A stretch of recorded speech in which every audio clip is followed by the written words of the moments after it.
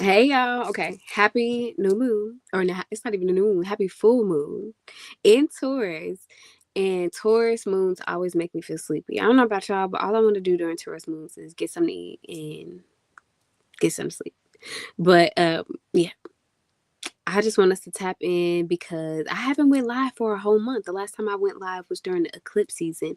And listen, we talked so much about the mother's portal, and we talked so much about the Orisha that played a vital role in this portal that really took off in 2025. And so this time we're coming back a month later to really talk about why this Taurus full moon is so important. Okay, so we're gonna jump right into it because I'm super excited.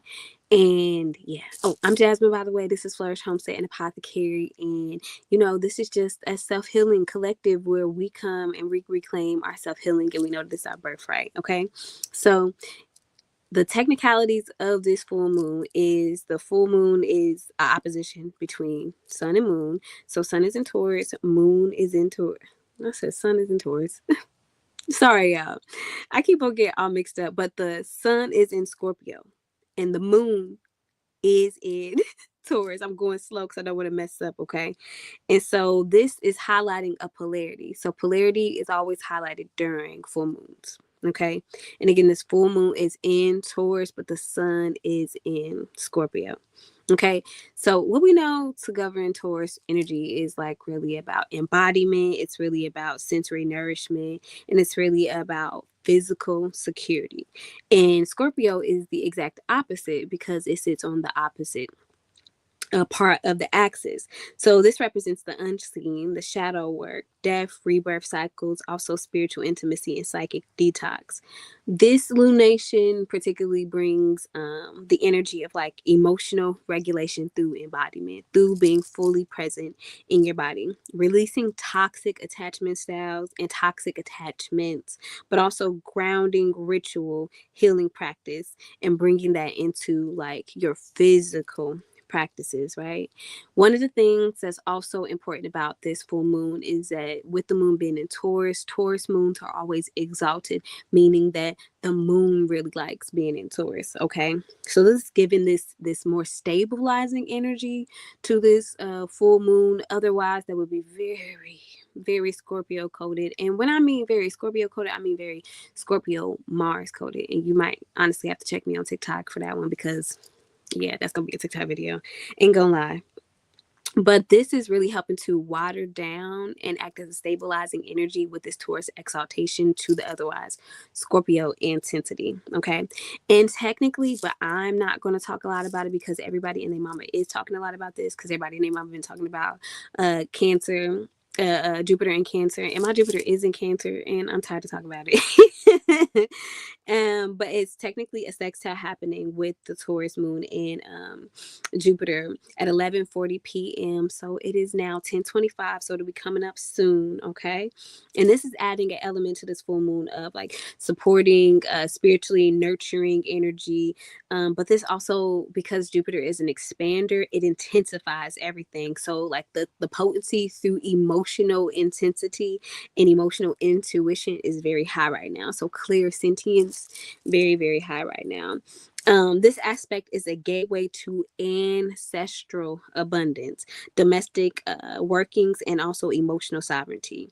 This amplifies the Taurus energy of home, food, land, especially as sanctified containers of healing. And that's because this moon is taking place in the sixth house. Okay. So the planetary ruler of this full moon as a technicality is Venus, right? And Venus is in Libra, and it's in Libra at 28 degrees, which is an anaretic degree. So this is one of the last most potent degrees, and it's really known for purifying, for purging, right? But this might be softened by Libra being at home in her domicile, right? Or Venus being at home in her domicile of Libra, right? So this will bring an element of being dignified, refined, and preparing to shift into Scorpio soon. Okay.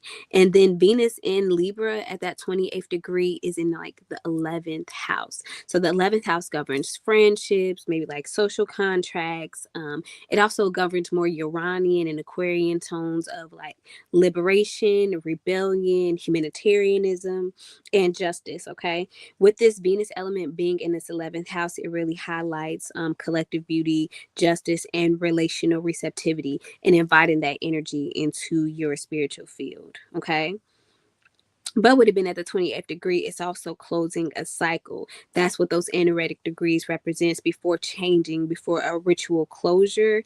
And we are transitioning into different things. Okay. So we already know what the moon is. We know it's a natural satellite. So we know it's a real place. When you look up, you can interact with it. And we know that the moon is so important to us as humans because it controls like 70 to 80% of who we are, which is water. Okay. And so astrologically, the moon represents like feminine, it represents yin, receptive energy. It's governed by Cancer and the fourth house. And astrology is known for like emotionally controlling your emotions or emotional regulation, because it is like the closest body or the closest celestial body to Earth. And the moon spends about like 2.5 days in each sign. And this represents the fluidity that it has with water, but it also represents the fluidity that it has with like our emotions and the ebb and flow of our emotions as it's going through the 12 zodiac signs. And also, the moon in your natal chart shows who you are when you feel the most comfortable, when you're safest, when you're really not having any mask up. It's not your instincts like you're rising or you're descended. It's like who you are when you are most comfortable, right? And the moon also is represented by mothers, by nurturing, by native environments, and also by family, right? The moon represents family. And so, what makes a full moon, and this is what I was saying earlier, or maybe, I don't know. Listen, I didn't talk so much about this full moon today. Even some people who be like, girl, I don't know what you're talking about. I'm like, I know, but just listen, it's important. But what makes a full moon astronomically is the when the moon and the sun are across from one another. So it's where we are in the orbit where the moon and the sun are right across from each other. And so there is like no shadow of Earth that is blocking out the moon, right? And so what does this mean astrologically? It's just the opposition. It's 180 degrees. It's when the sun is in one sign and the moon is in another. But astronomically, it's at a point in our ecliptic circle when all of the sun's light is literally on the moon, right? And it's not also caught in the shadow of the earth, right? And so this particularly is happening at 13 degrees and 22 minutes. Okay. We're going to talk more about that when we really get down into the breakdown. But it really is highlighting the Taurus Scorpio axis, which historically is known as the axis of the natural Taurus energy, which is very exalted this full moon, and supernatural. And the supernatural is also exalted because, Scorpio been busy these past couple of weeks. Okay. And then it's also a super moon. So astronomy.com, I love their description. So I always say it says that a super moon is when the moon reaches a pedigree, which is the closest point that it comes to Earth on its orbit. That is what a pedigree is called.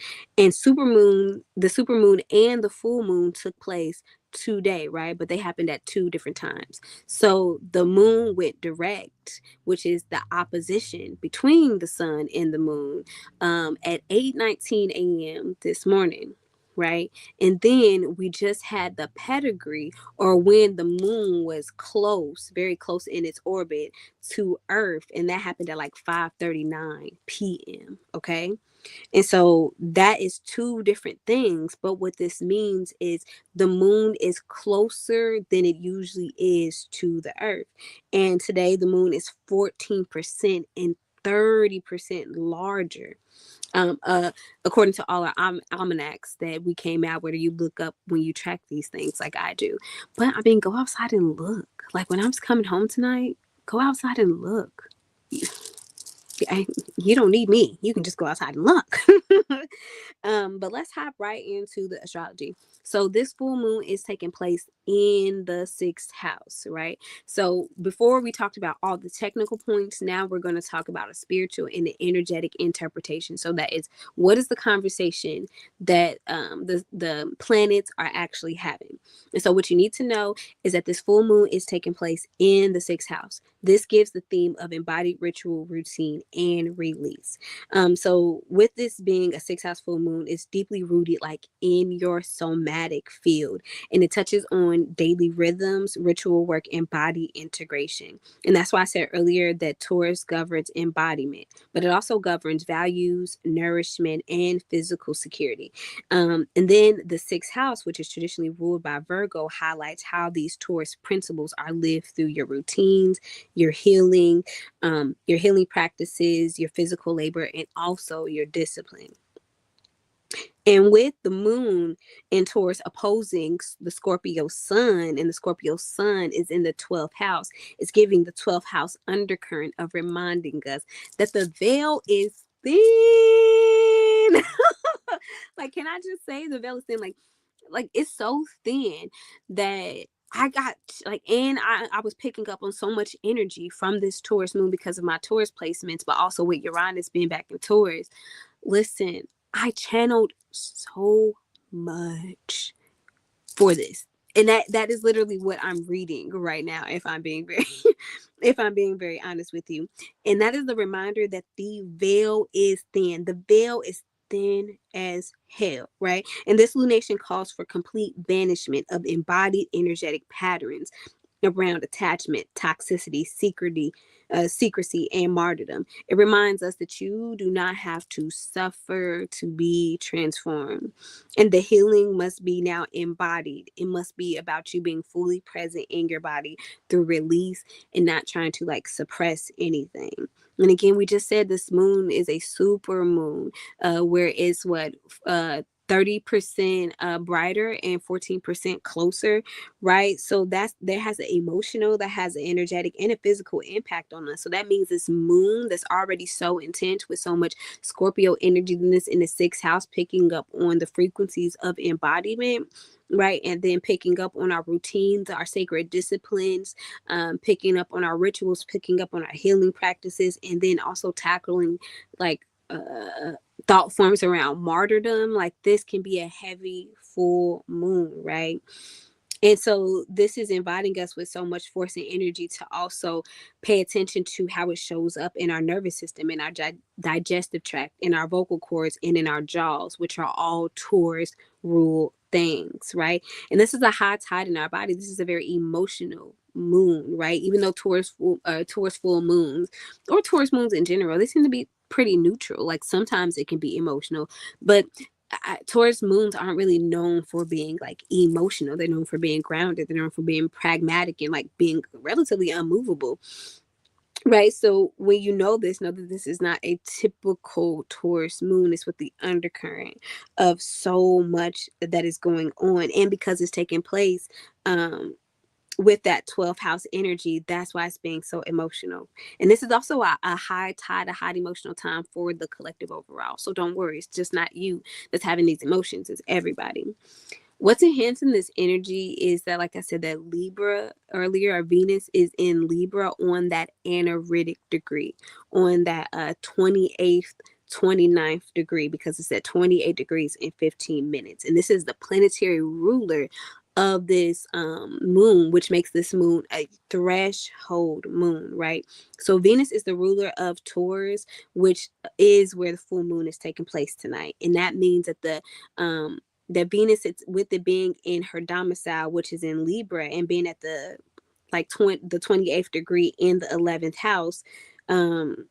This placement is really just about, I guess, like the best way I can describe it with the 28th and 28th degree and 29th degree is like those those few moments of clarity before you know when something is about to transfer forever, or when something is about to change forever. So imagine like Venus embodying grace and embodying being fully embodied in the truth before you know that you're about to like plunge into the underworld. So this is like the last bit of like diplomacy, the last bit of sensual attunement, sensual embodiment, and also relational negotiation. So relationship resonance, that is really being impacted before it plunges in there. And it's even more personified with this resonance, with this relational field energy, because it's taking place in the 11th house. So it'll be touching on things like community harmony, like, collective aesthetics, but also like aspirational relationship dynamics. And with it being about to like change into Scorpio, I think tomorrow the element that is a foreshadowing for this full moon and days that might follow this full moon, um are all about emotional intensification, right? And like we just said, it's already pretty emotional, but also psychic fusion and relational power struggles. Yeah, like if you are experiencing power struggles in your most intimate relationships right now, or in your friendships right now, like this element could be contributing to it overall. Okay. And that's because like the ruler of Venus is really at that threshold moment of preparing to leave from its domicile and go to a place that isn't its domicile. Like it cannot express itself very well in. Okay. So Venus at this threshold point is very wise, is very discerning, but is very alert and is very aware that she's about to go through a soul level confrontation that will also be deeply magnetic.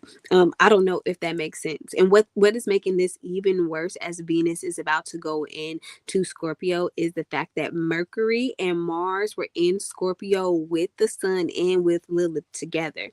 And so with that like fixed earth energy, but also that fixed water energy, right, of Scorpio, it really means that we're really still feeling that residue of Mars and Mercury still being here. And it really gave the energy of very purging and precision, especially in revealing which like your drives, your motivations, but also your communication, like how you communicate with yourself, but also how you communicate with other people, and also how you let other people communicate with you. Okay. Mercury left Scorpio on October 29th. Today is November the 5th, so a couple days ago, and now it's at 5 degrees and 41 minutes of Sagittarius, but it is in pre-shadow to go retrograde. So it is actually about to possibly, yeah, it is gonna, not possibly, it is going to ingress back into the later degrees of Scorpio. So we aren't done with that. And then Mars left Scorpio at 8:01 to 8:01 a.m. today, just minutes before the full moon went direct. Okay. And this gives an undercurrent to this full moon that is very like mercurial and Martian, but in like that Scorpio intensity octave. So it can be very searing, surgical, and, and unafraid to expose shadows. And I was really got the energy of words have the power to like blaze away delusions, but also whatever you said while Mars and Mercury, which just left today, so your energy up until today, whatever you said is what you said. It's what you meant. And you were not afraid of the consequences if you said it during that time, because you really about that life when Mercury and Mars is in Scorpio enough where it pushes you to that point. And this Mars Mercury signature brings clarity, rupture, and finality to this full moon. Communications over the past week have cut deep, because this wasn't like gentle astrology, as I said, because Mars gives weight and Mercury gives edge to like communication, to your drive, to your intent, but also to that relational field, adding to that 11th house energy, right? And now that both planets are in Sagittarius, it's keeping that fire energy, but it's calling in that mutable and that curious and expansive energy. So it's still very fierce, but it's just slightly manifesting in a different way. And so, like, with that residue still here, don't initiate conversations in anger or truth telling if you're not ready for the relationship to be permanently changed. I know that for a fact. But listen, I have been changing relationships with that Mars and with that Mercury and Scorpio energy. And it was what it was. And I said what I said and I did what I did. meant it. So I'm really saying like that's the energy of right now. And then it's a wonky element to this full moon that often is attacking our nervous system. And I don't, listen, take it how you want it, but it is really targeting our nervous system. And that's Uranus has ingress. So it's in retrograde and then ingress from Gemini, where it was for a couple months, back into Taurus, where it spent years. And I didn't like it. And Uranus is in retrograde at 0.6 degrees and is stationed in the seventh house. So this is pinging on Venus again, because again, Venus is the planetary ruler for this full moon. She's at home in her domicile, right? And then Uranus in Taurus, which is another zodiac that Venus governs, is in the seventh house. So that means this full moon is very Venus coded, right? But it has a little bit of an off energy or rebellious or like uneasy, unstabilizing energy to it, right? And that's because of Uranus's presence here, right? And what this is really bringing in, and I call this type of energy a soft conjunction, when the moon and when a celestial body are in the same sign, but they're more than 5 degrees from one another, which is a traditional conjunction. I call this a soft conjunction because it does impact the energy of this full moon, and it really talks about recalibration, right? That frequency embodiment recalibration. And it really is bringing that sort of recalibrating energy into your relationships, that Venusian, that seventh house energy. And again, this is very transformational because Venus is in Libra at the 28th degree. So this is talking about freedom. This is talking about worth, and this is talking about truth when it comes to your relational field. Also, this has a seventh, sixth house cusp or overlay, right?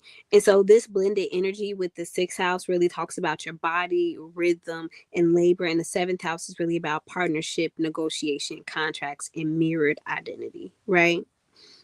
And so, what this is really asking your relational field to assess, and, and like Uranus, Aquarius energy, 11th house energy, which is governed by Uranus and Aquarius, it doesn't really care about the politeness of it all. It's really asking you, where do you labor in? What unsaid contracts, unspoken contracts are you in when you're doing labor? Because if you're in an unspoken contract with somebody and you're doing labor, the labor will not be acknowledged. And where is that? It's in the dynamic. It's in your relational field, because it's full moon is in the 11th house. Likely it'll take place in your 11th house, right? And what it's really asking you to do is liberating your nervous field, because wherever those unspoken contracts are, right, is where your nervous system is experiencing some form of suppression, right, which can lead to just overall malaise or overall unwellness. Okay.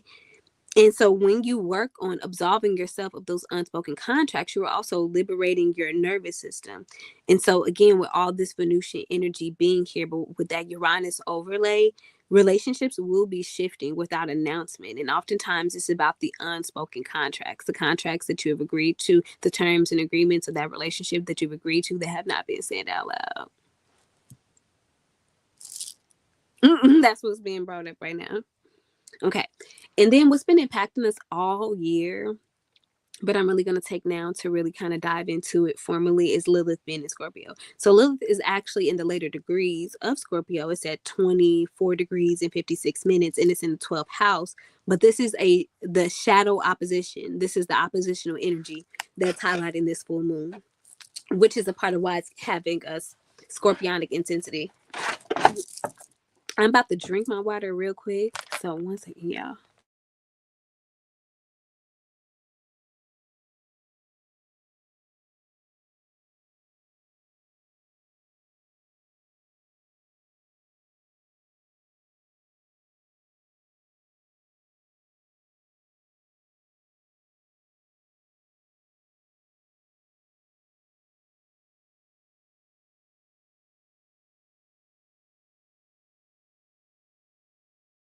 I keep forgetting to say my laptop. Like, I'm on a whole iPad right now.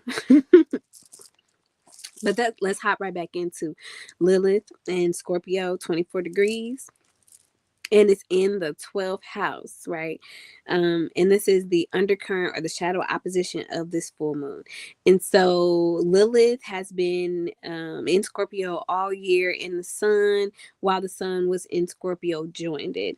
And this was creating a co-presence during this full moon that took place in the 12th house, along with the Scorpio ascendant, right? Also being in the 12th house. And like, let me tell you, as a person who has a lot of scorpionic energy over their first house and 12th house, nasty work. Because, yeah. Mhm. But with Lilith being here, this represents reclamation, like the things that you've had to reclaim for yourself that nobody was going to reclaim for you. And it really will be turning into power right now. So a lot of long-term emotional things, a lot of energetic things, a lot of ancestral things that a lot of us, myself included, have been working on around embodiment, around certain frequencies.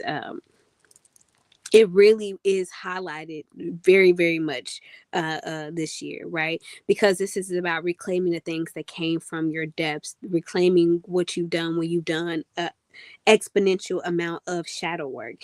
And the shadow work is really about releasing yourself from the safety of self-sacrifice and martyrdom, right? And so that's why, again, I talked about with that Uranus element there, these unspoken contracts, these unspoken agreements, these unspoken terms and conditions in your relational field are coming up anyways, and especially enhanced by that Lilith and Scorpio energy, right? That's really asking you, what do you do, or what role do you play in self-sacrificing or martyrdom? And so, yes, I wanted to really, really highlight that, because with this full moon opposition, Taurus is saying, I deserve peace and I deserve beauty right now. But Lilith and that balancing energy on the other side is saying, I will burn all illusions to the ground if I must, to get you that peace and to get you that beauty. Either way, you're going to get it, but it's about how you do it, right? And what are you willing to reclaim on your own? And with this energy being here, it creates the energy of being a spiritual fire starter. This opposition isn't just to the sun, it's also to the dark side of the moon, right? Which is opposite. And this is very raw and very sticky, and also highlighting that be careful what you do, be careful what workings that you do, be careful what you work on, be careful in any healing, any shadow, any threshold, any mirror work that you're doing during this time period, because it can really, really, really, really, really stick. And I mean that in the best way possible. And what's also enhancing this, and I haven't talked about this in a little while publicly, but we did talk about it in our workbook. Actually, we talked about this whole Scorpio Taurus axis in our Liminal Honey workbook that we published earlier this year. I'll make sure that I drop it in the description. But we haven't talked about Pluto being in Aquarius online. And that's because one, if you examine my chart, it's just a lot of Plutonian energy in there. And Pluto has been playing with me. I can't say Pluto has been playing with me. Pluto ain't been playing with me, with it being in Capricorn. And I was just tired of talking about Pluto until Pluto moved into Aquarius, and it touched on some different things in my chart, because the journey I've had with Pluto has been magnificent, but it has been arduous with it being in Capricorn. And I also have a Capricorn stellium. So there's that. But now that Pluto is direct for the Pluto is direct, and for the final time, it will be in the early degrees of Aquarius, right? Because it's not going to ingress back into Capricorn anymore. It's going to stay in Aquarius until 2044. I actually want to talk about it, right?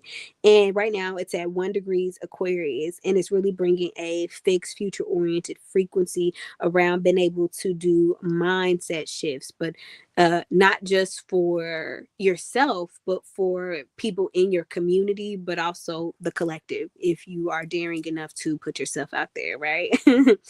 And Pluto being in Aquarius will also be taking place in the third house, and it'll be highlighting something that has been subtly talked about and something we also talked about during the eclipse portal. So all the workings and energy that we talked about during the eclipse portal, which is highlighting ancestral intelligence, body-based memory, and communication excavation, that undercurrent will be coming up again with a Plutonian influence right now, especially with it gaining more and more energy and more momentum now that it's not going to be drugged back into Capricorn anymore. And this also supports that Mercury Mars kind of mash up and the residue that's right there. And it's really saying that the truth has weight and language has power and memory is a ritual. It is its own type of intelligence and understanding. And that's highlighted very, very yes, very, very much so right now. So the core themes for this full moon is embodiment and ritual, shadow and liberation. We will be talking about why this is a threshold moon because of the impact of Venus. We already talked about that Mercury Mars residue. We already talked about the intensity, the emotional intensity that will come with it because of the super moon. We talked about that soft conjunction with Uranus in the seventh house, pinging on that Venus threshold energy again. But we are getting a little bit of a break because the second house, which governs Taurus, is relatively empty. So I guess we should thank ourselves for that.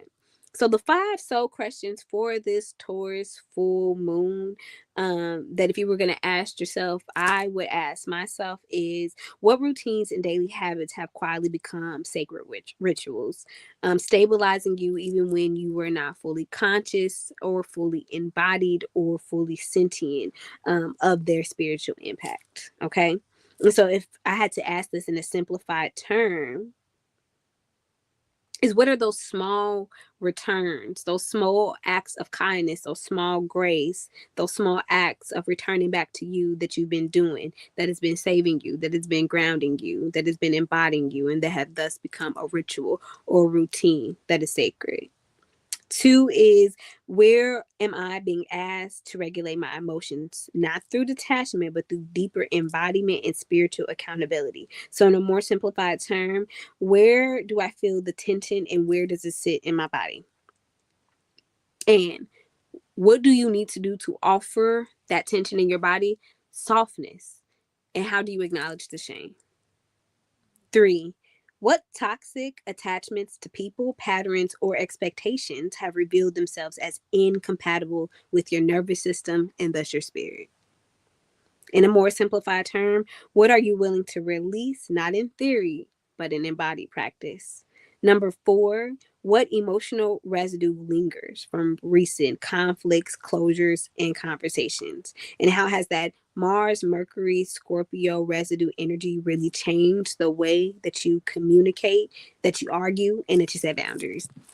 Baby, I've been arguing like I ain't taking no motherfucking shit. And y'all, I wish y'all could really understand, but I'm telling you, I blazed some shit down while Mercury and Mars was in Scorpio because I needed to, because that's what needed to be done, and I set them boundaries so that I could have complete embodiment within myself and be able to maintain the embodiment of frequency and peace. Okay. But what did it teach you about the way that you communicate when you do argue, when you do burn shit down, when you do engage in anger? You know, there is certain forms of anger that could be considered righteous. You know, how do you do? What did you learn? So really wanted to highlight that because yeah. And the more watered down question is, do I speak as a weapon or do I speak as a witness? Right.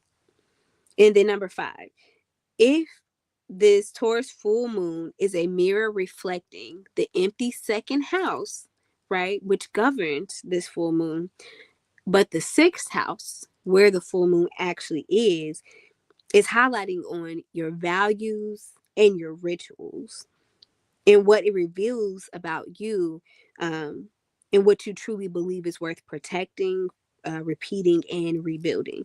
And so, like, the more simplified question for that would be like, how do you define security now, internally and externally? Okay. And the reason why I gave that is that description for the astrology that's happening tonight during this Taurus full moon is because we're also in a 6 month bridge cycle.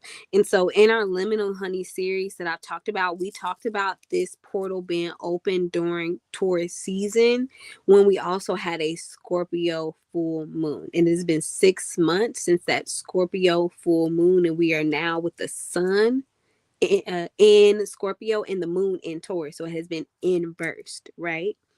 And so back earlier this year when Liminal Honey came out, the themes were around Taurus energy, which is around embodiment and resource integrity, but it was really highlighting routines as ritual, right?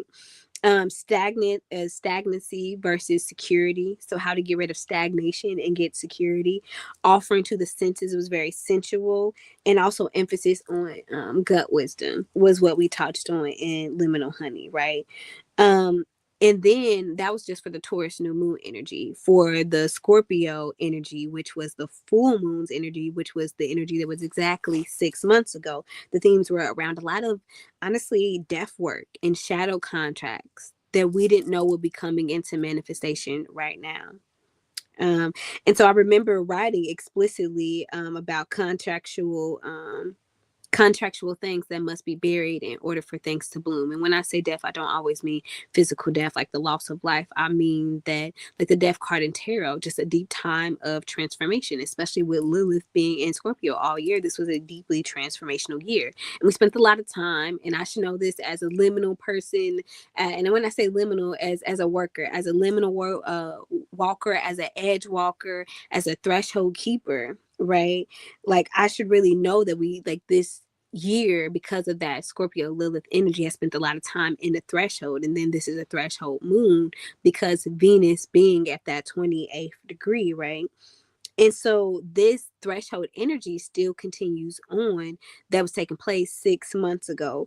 And so the Scorpio rituals with mirrors, dream portals, grief altars, and lunar gateways will kind of be highlighted again. And we'll talk more about that soon. But also karmic pattern breaking all year, and it really began to really pick up in the spring. We have been really working on karmic pattern breaking, right? So those are the things that we have been working on, and it's really, again, been tackling and coming to a conscious edge now around embodiment energy, around shadow contracts, around routine as ritual, which is one of the core themes of this one, but also about grief and clearing of ancestral debris. Okay.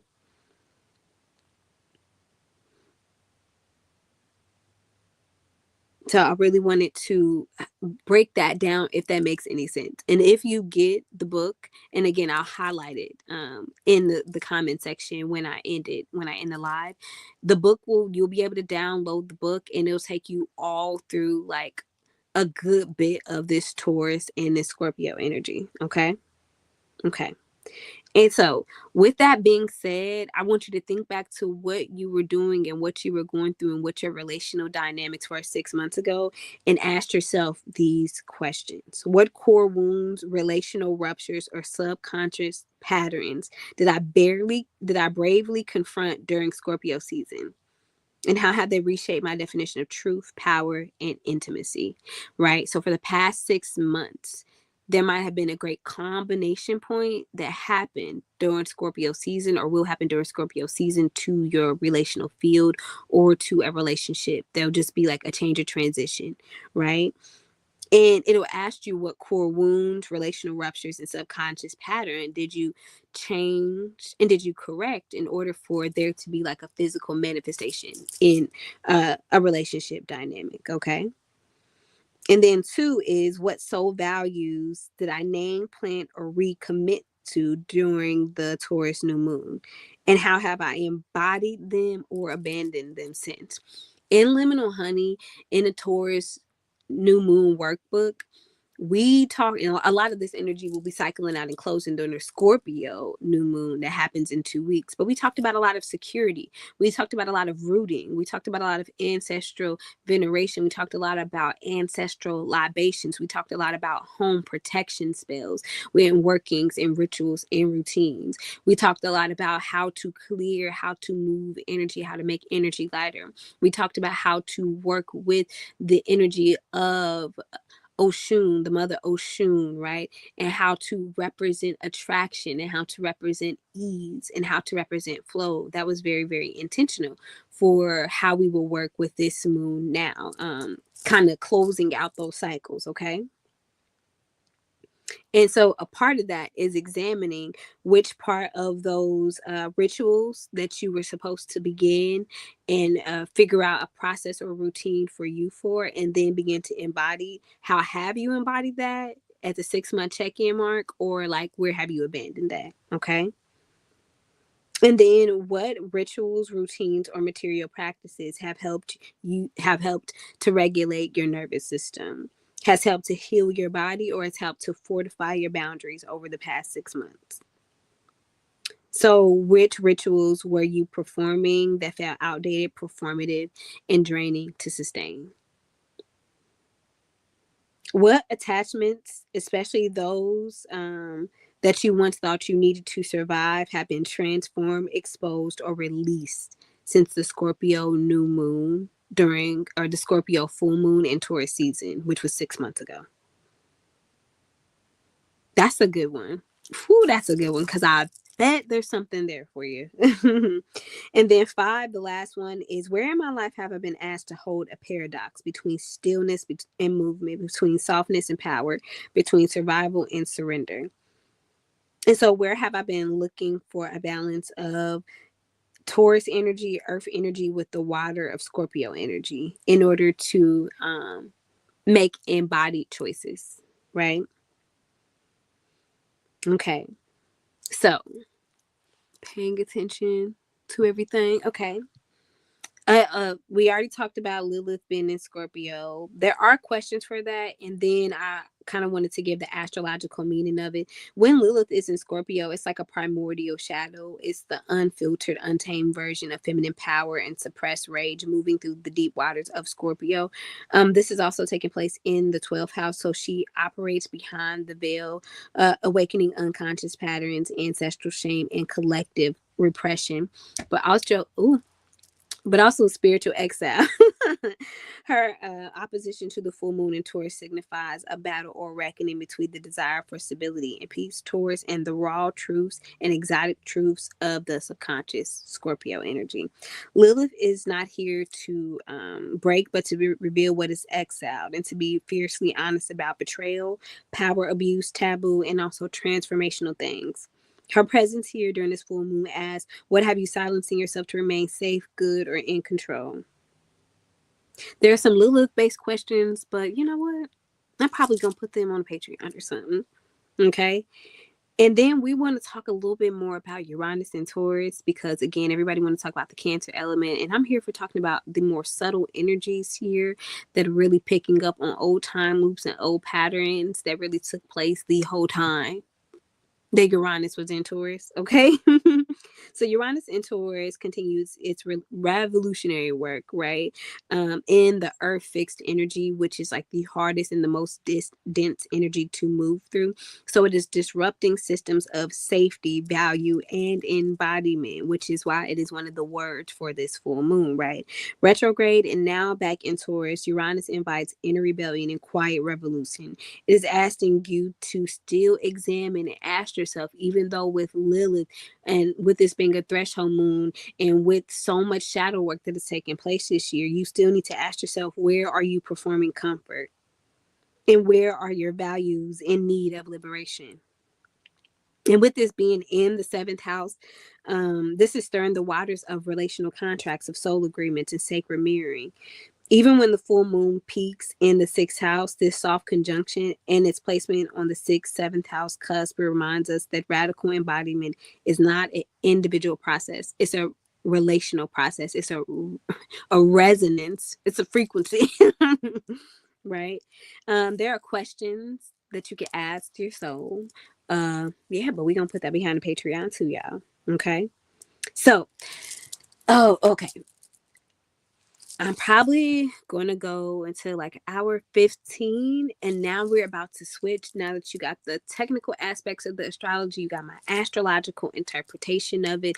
Now we're going to go into the more cultural and the more symbolic elements of what this moon represents. So the 11th moon of the year is often known as the beaver moon, but it can be known as the freezing moon, the trading moon, or the frost moon, right? And this beaver moon energy was really known across the northern and the eastern woodland tribes. So, for like example, the Cree tribe, right?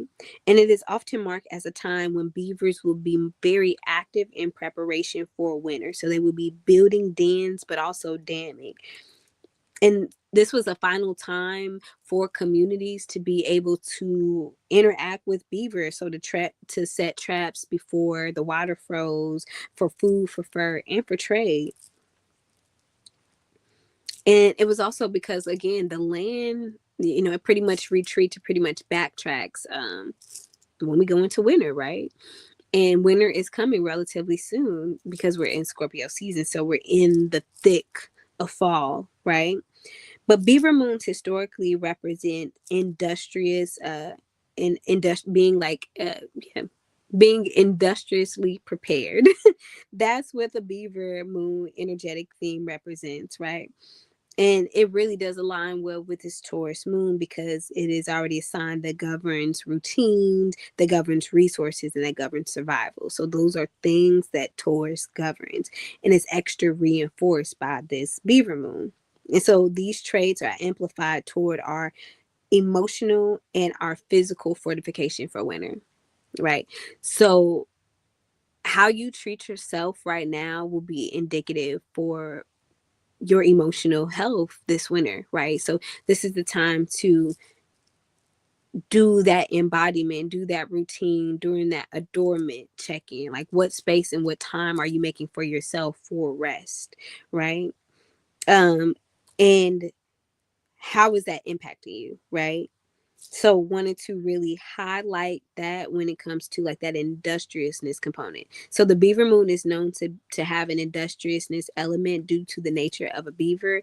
And I was highlighting for us how that could show up in our individual lives with this Taurus moon energy here. Okay. And it will be emotionally and physically.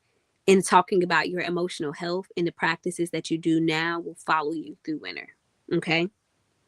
So some of the things is about relationally, but also about some of our physical needs too. So now, because of everything going on, it's the time to stockpile food to the best of your abilities to for yourself and your immediate household, but for your community member and for your families.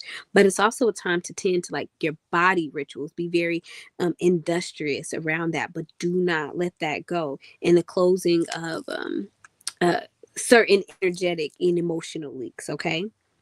The beaver moon is also known for its elements relating to shelter, safety, and strong foundations. Beavers are the builders of boundaries and the protectors of their homes. This beaver moon is asking what emotional or spiritual dams need reinforcement. So, where are you having energy leaks? Where do you need to patch that up in your aura, in your emotional field, in your relational field? This is definitely the time to do it, or else it's going to be a long winter and a cold summer with, with some of the energy that's going to be here with Pluto going deeper into Aquarius later. And like I said, this links especially to that Taurus energy of the second house around security, resources, value, and especially embodiment. So self-worth, how you define yourself and how you define your value. And with Lilith opposing the moon, it also brings up shadows around safety, around trauma, around intimacy, and around control. So at the same time of asking you like what spiritual dams need reinforcement, it's also asking you what needs to be damned. And because it is Scorpio, what needs to be released, what needs to be purged, what needs to be alchemized, what needs to be let go. The beaver moon is also historically known for being very known for, like, I guess, trade and reciprocity. And that's because this moon is typically a final point of barter before it gets really, really cold outside. So, in that part of Turtle Island where those woodland tribes are, like the Cree tribe, this time was a time to make the last trades and the things that you needed to really help you and your community get through winter. But this is also an energetic exchange. So, that's why we have Hallows Eve or Halloween. That's why we also have All Souls Day, All Saints Day. That's why we also have Dia de los Muertos, or the Day of the Dead, right? This is to acknowledge that historical veil thinning, but we also know with all this Scorpio energy here, like the veil is strong. It's extra thin, right? And this energetic exchange is a time to be honored, to time to also settle debts, and then time for boundaries to be affirmed, and for certain things to be taken care of in order for you to get through winter the best that you can be. Okay. And so, from a hoodoo perspective, and this is my favorite part, Taurus energy always represents rooted power because it is fixed earth. So Taurus governs fixed earth, and that means the soil, and the soil holds like memory. It holds our literal bones, and therefore it holds our legacy, whether we know it or not. Because all of this exists in a spiral. And so in hoodoo, because we understand all of this, we understand that dirt is sacred because it does hold memory, because it does hold bones, and because therefore we are a legacy of it, in addition to portions of us actually coming from the earth.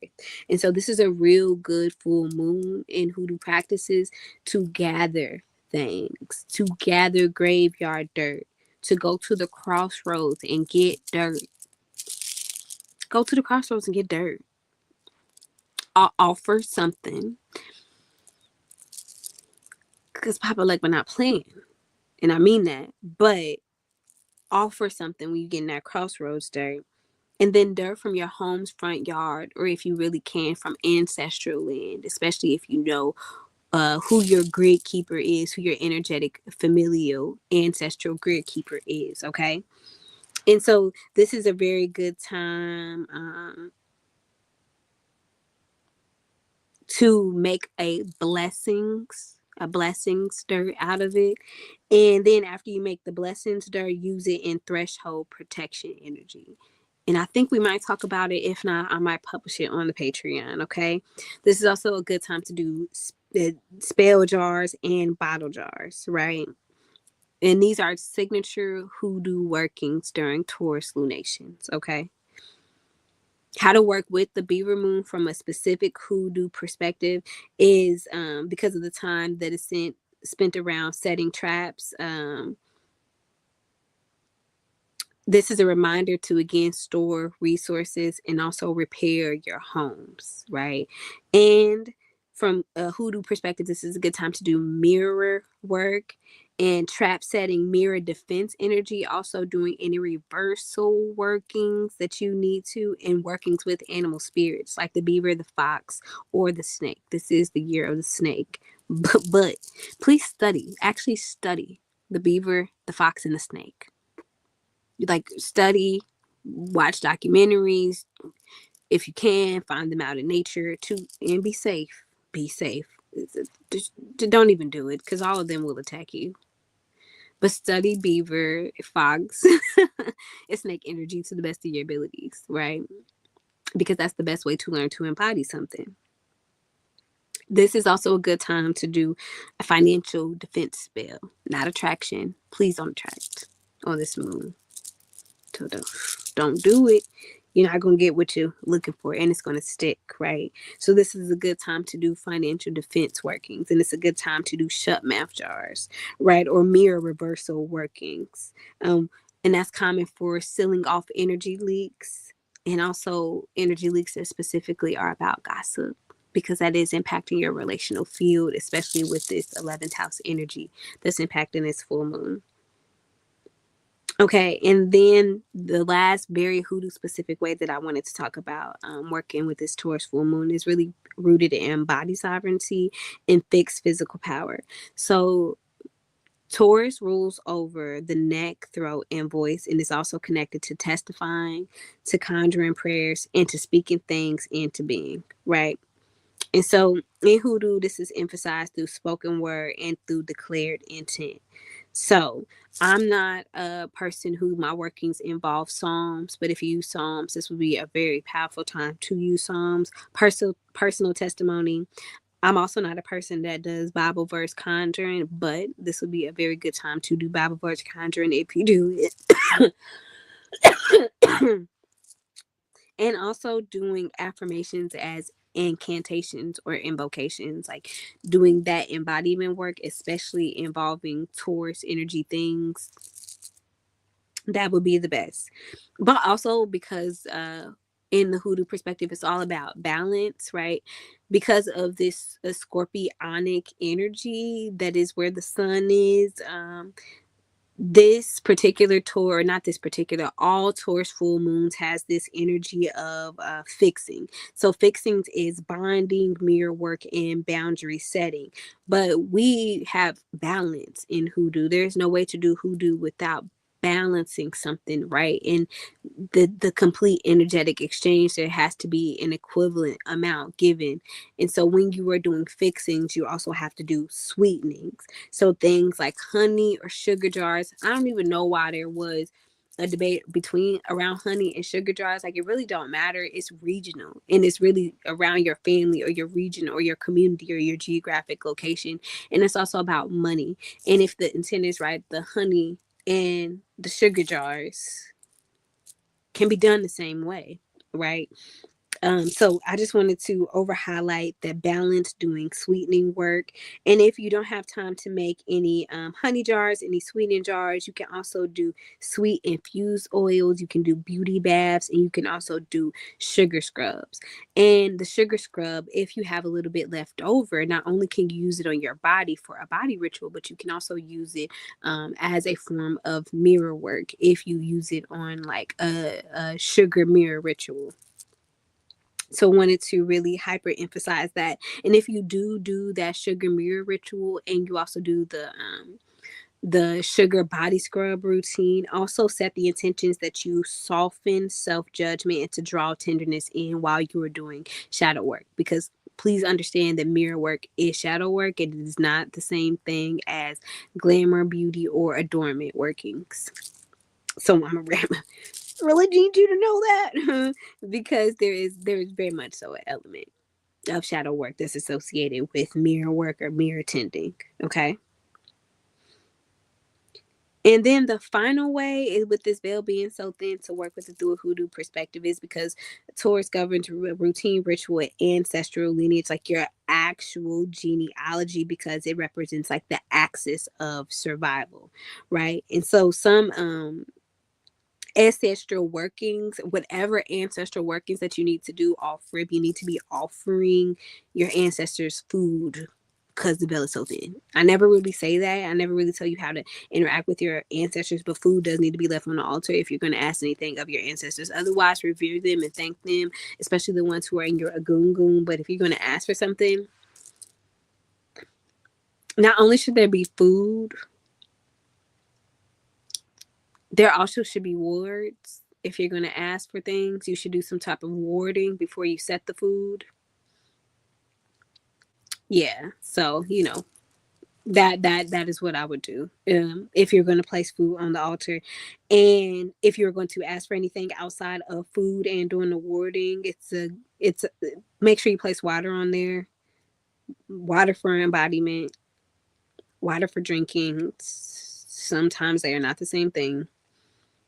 And have some coins on there from a hoodoo perspective. Copper, pennies, and tobacco for this particular moon. That's what I would do.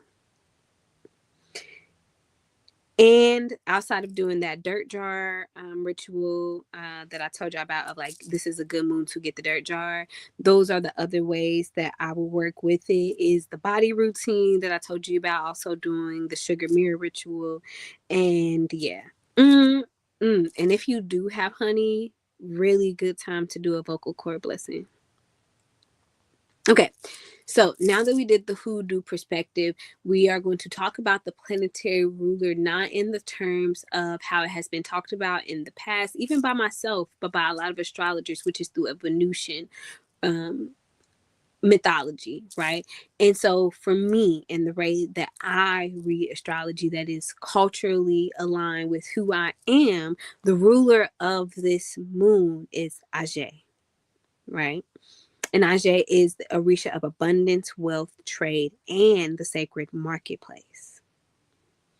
And diasporically, Ajay is, some would say, misunderstood, but I would say intentionally not talked about and intentionally meant to be gate kept, because she's one of the most ancient and potent Orisha, because of her wealth, or because of her association with wealth and wealth through earthly channels. Her name in Yoruba literally means wealth or economic power. But this is more than about currency. This is more than about transaction. This is more than about the marketplace. Like, Ajay is the community currency, the circular economy, the circular flow of energy itself within the community. It is the community's wealth. It is the community's health. It is the community's abundance, and it on an embodied, like, frequency level. Child, I feel like my lips, they just, and this little cute lip gloss, like, she ain't been doing it. I need one of them old schools that really be getting you that proper moisture off. Okay. But Ajay is more than like currency, right? Or the exchange.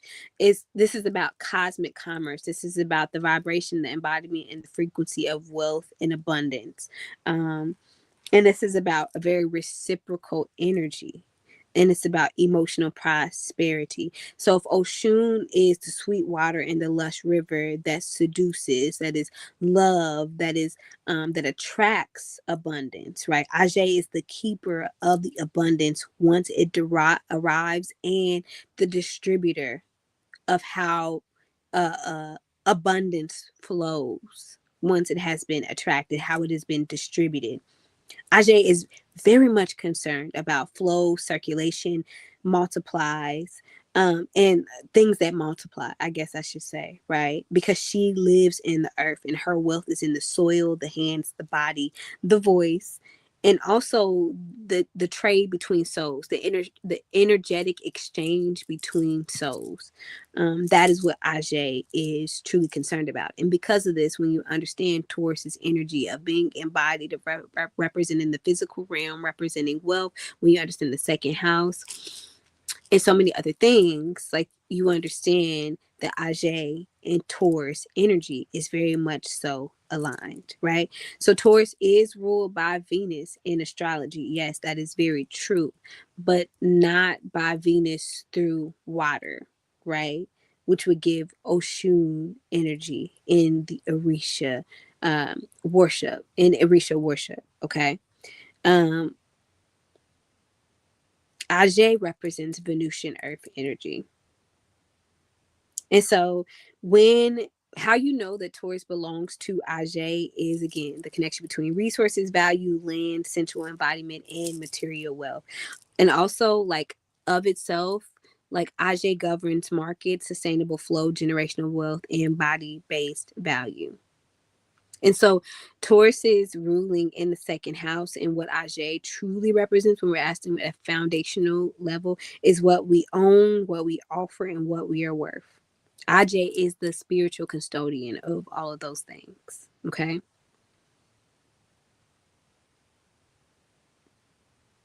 And there's so much more that I have about Ajay, and even talking about how Obanani, how Oshun, and how Oya all interface or interact with the marketplace in different ways, which is them just interacting with Ajay. We can also talk about how Ajay is Yamoye's, the mother of all things, the great mother. That's her twin sister. right? And this is why, from a diasporic perspective, Aj is intentionally not talked about or misunderstood, because it is a potent energy that cannot be held or contained, because Aj is so large. Aj is like the toroidal field, the torrent field itself. Ping, ping, ping. I just told on myself. But that is what Aj really is, okay? So just wanted to talk about that. And how do you work with Aj during this Taurus full moon? So the best way to work with any Orisha is to venerate them and to study them if you have not been initiated,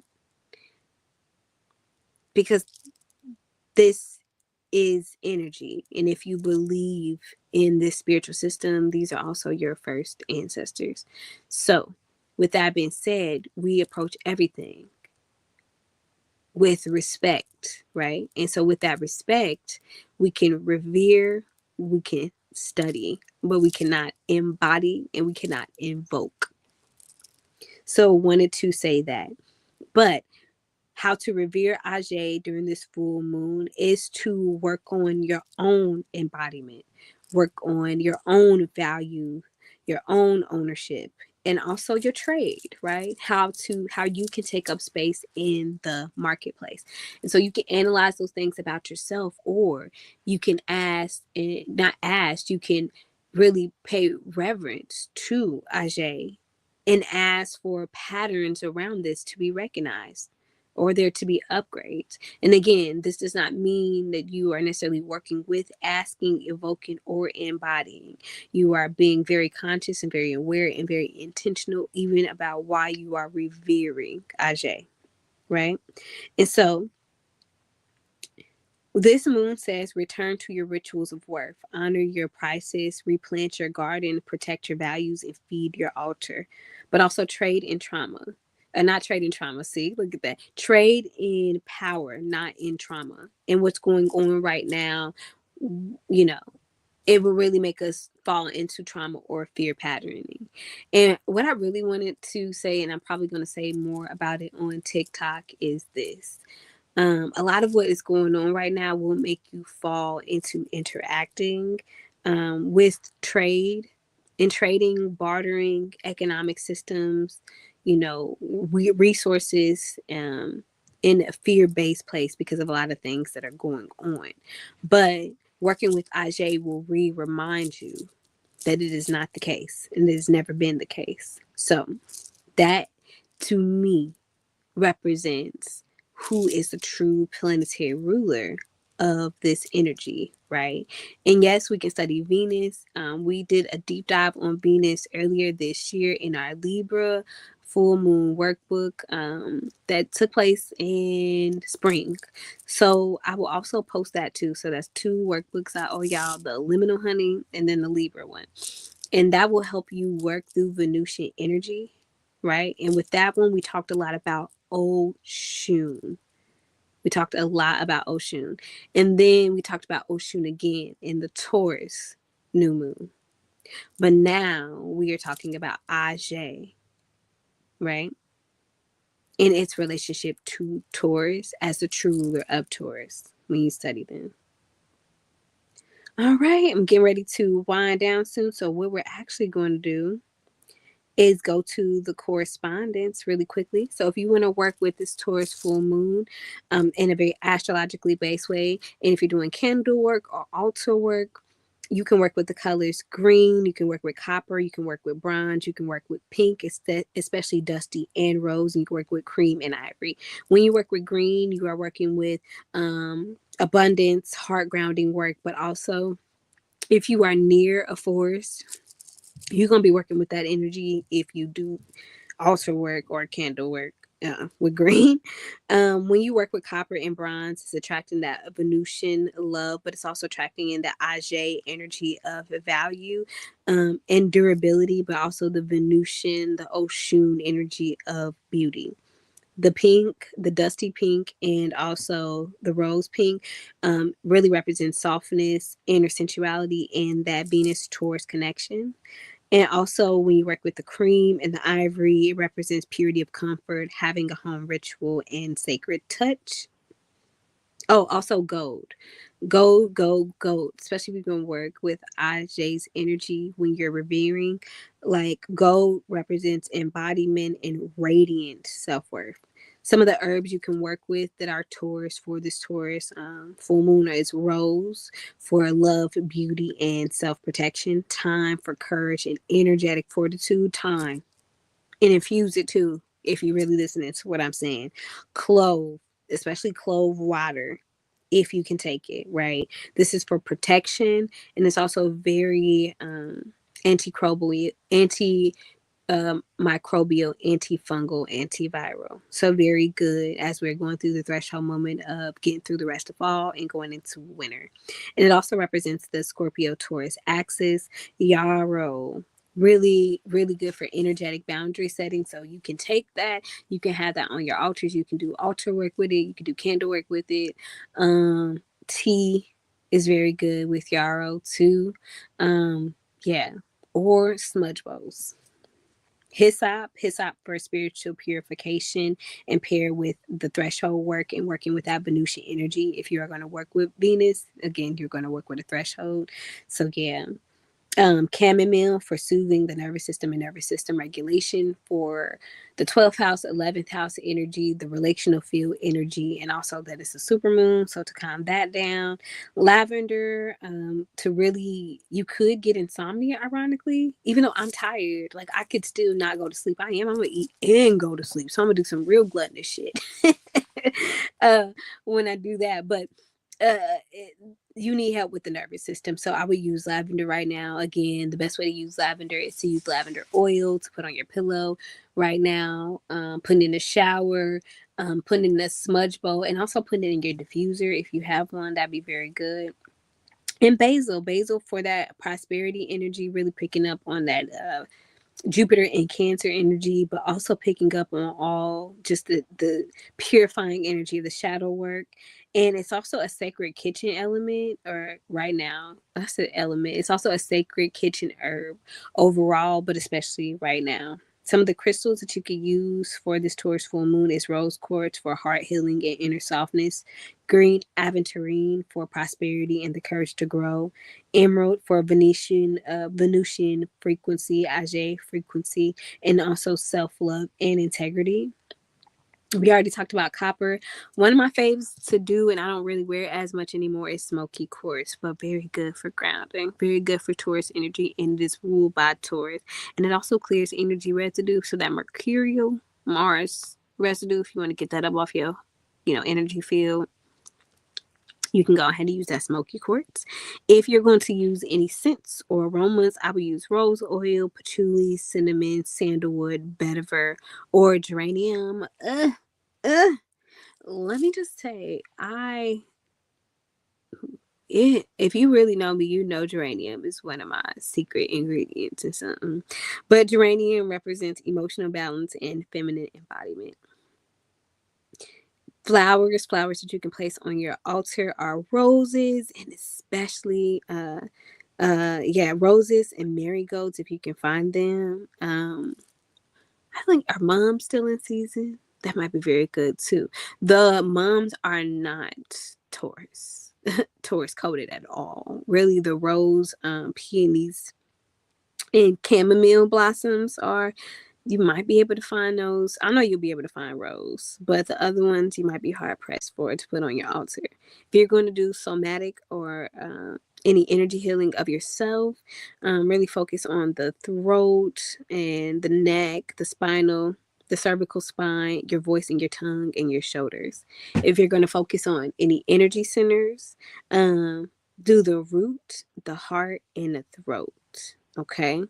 And then foods, root vegetables, beets, potatoes, carrots.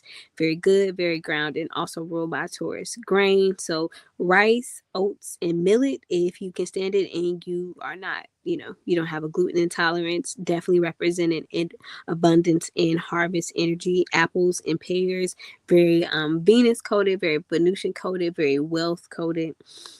So we'll do that. Honey or sugar, very good right now, but honey especially is governed by Taurus. Herbal teas, let me just tell y'all,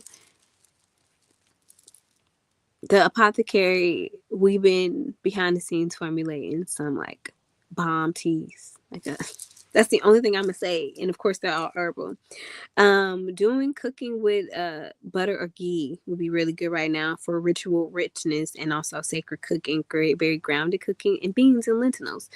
I cooked me like a all vegan. I call them my dump in the pot meals. And yeah, I had black beans in there. I had garbanzo beans in there. I have corn in there. I have rice in there, and I have okra in there. Oh, and turmeric. Real good, real good, big good. Again, the types of workings that you could really do is mirror work. We don't have time to describe what mirror work is. It may or may not show up on the Patreon during this cycle. Beauty, glamour, adornment workings would be very, very good right now. Again, because of Venusian's energy, I said Venusian's energy, because of Venus's energy being at that 28th degree. This is also a threshold moon, so you could do a lot of threshold work right now and home protection workings with this Taurus energy being there. So that's something that you could really, really, really, really focus on for this moon. And in order to understand the veil, I would say study the different days that honor ancestors, that honor the ancestral realm, that honor the people who've crossed over. So All Souls Day, All Saints Day, Dia de los Muertos, and also Halloween. So really study those days to really be able to understand thresholds, to be able to understand veils, to be able to understand why they're thin, and even honestly study more Scorpio energy in order to know that. This would be a very good time though to do full moon working oils, right? So I would really, really focus on doing full moon working oils. I do have a couple in mind, like making a complete Taurus oil with Taurus herbs. Yeah, you can make some Taurus herbs are rose, patchouli, yarrow, like we just talked about. So you can infuse those into an oil. It really make you a oil that is for grounding, beauty ritual, and emotional soothing. So that would be very, very good. Because this is the closest supermoon, and the moon is like, what is it? 14% closer, 30% brighter. You could really make supermoon clarity oil to regulate your emotions during emotional times or emotional revelations, to also soften grief or remove cords. So again, you can use Taurus, Scorpio kind of bridge herbs like calendula, chamomile, sage, or blue lotus. I just have blue lotus around here somewhere. Oh, yeah. I'm not going to show the brand, but blue lotus. Yeah. Yeah. So yeah, moon mirror oil. You can also make that because of being able to do mirror work. But if you make the oil, like, you're probably not going to be able to use it for this moon cycle. So we'll say that. And again, if there would be any oil that I would make other than the Taurus oil, would probably be making a oil trying to capture the energy of Lilith. And I don't mean capture it in a bottle. It's working with the frequency, working with the embodiment. And this will represent smexual sovereignty. Can't say that word on here. Mystery, banishment of shame, and owning all of your feminine, like, you know, the dark and the light aspects of it. Okay. And so the base is very particular for this one. I would use black seed oil or sesame oil, and the herbs would absolutely be Plutonian and Scorpionic and Lilith in nature. So Damiana, wormwood, pomegranate peel, maybe to soften it up with a touch of hibiscus. Essential oils, you could touch with a little bit of jasmine, a little bit of my namesake, and some clove oil if you have some. And you can even infuse this oil, but this oil will be pretty potent, especially if you use it with the black seed oil. You can infuse it with garnet and smoky quartz, but I would not leave the crystals in the oil because it could do some things to the crystals. So that would be what I would do to really work with this moon. And of course, doing certain forms of moon water and using those herbs that we talked about that you can then infuse into your moon water, especially with this being like the full moon of the year. It's so big. So, and if you can't do any of that, it's a relatively nice night, like kind of close to where I am. Just go sit outside if you can, and let you embody the moon, and the moon mirror back to you. All right. All right. I do have a pretty good Lilith Moon oil recipe that I might put up on a Patreon. I'm feeling generous in that way, but it won't be tonight because I'm about to eat and go to sleep. Toodles, everybody.